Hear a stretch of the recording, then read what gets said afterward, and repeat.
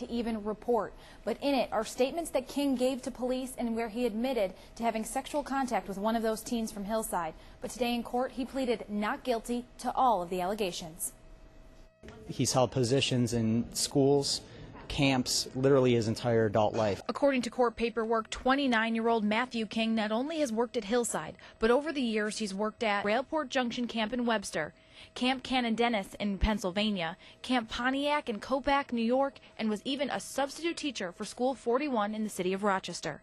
He obviously had access to hundreds of children. Today, King was charged with 5 counts of criminal sex act. Police say he had sex with 2 teenage boys who stayed at Hillside, where King worked.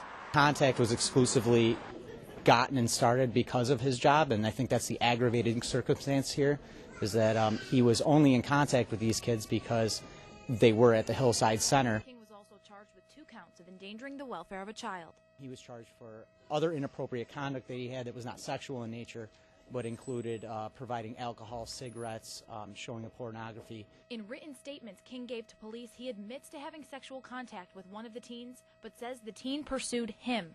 According to the statement, King told the teen over and over no. Then King says, quote, "Something went off in my head and I just let him." In the statement, King also says the teen became obsessed with him. King also says in the statement that he and the teen had sexual contact more than once, but he says he never had sexual contact with any other minors. He writes, "I know it was wrong to do what I did. It was against the law and morally wrong. I am so sorry." Certainly in any case involving children, one of our main concerns is that, and primary concerns is that we may not be aware of all of the potential victims. Assistant District Attorney Kyle Rossi says they have no evidence that there may be other victims, but the investigation remains open, so if anyone in the community knows of other victims, we'd encourage them to come forward to the New York State Police or to the District Attorney's Office. According to the court paperwork, King told police that he and the teen continued to see each other even after he had been suspended from Hillside when these allegations came out. King also told police that he realizes he is having a problem with having sexual contact with a teenager and has been trying to get help for it from doctors.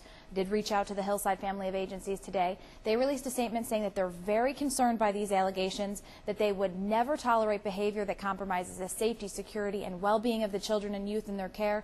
And Janet, Don, they say that they're going to continue to work with police in this case. So we saw a video there of King leaving court, so he's out on bail? Yeah, he did make bail. The judge, or his defense attorney told the judge, rather, that his parents were able to collect $50,000 in cash from their friends who believe that King is innocent, and they got him to be bailed out. The judge did make him, however, sign orders of protection for both of the victims in this case. Wow. All right. Thank you, Amanda.